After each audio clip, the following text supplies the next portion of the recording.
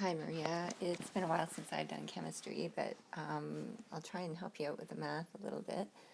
The first question that I got here, the one that you sent me for number 3, I don't think that it's quite right, just because the question says, what's the molarity of the CaCO3 if 30 milligrams is present in 200 milligrams, or milliliters?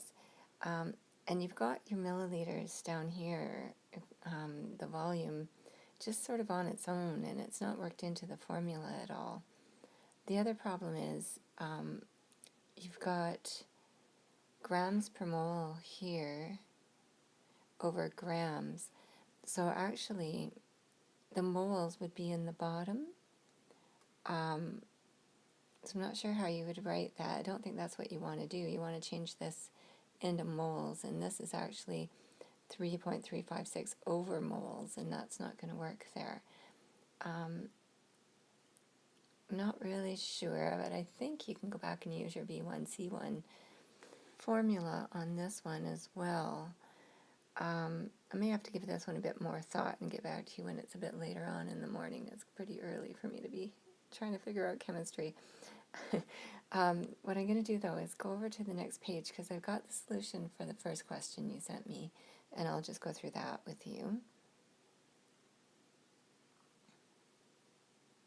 So here's the solution for the first question that you wrote out, and I've started it by changing all of your units so that they'll match up to the units that you're required to use. So I've got the 500 milliliters, 50 grams, or 0.5 grams per liter.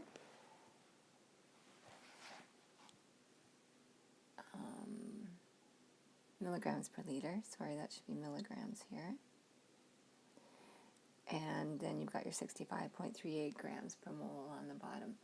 So if you convert here to from 500 milliliters, we'll go over to 0.5 liters. Then those liters will cancel each other out. And then also by converting this one to grams, we can take grams over grams.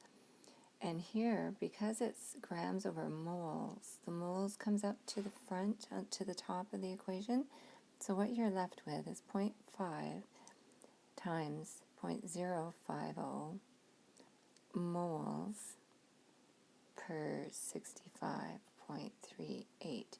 So if you take all of this on your calculator, then that will be the total number of moles, and you will have worked that one out, okay?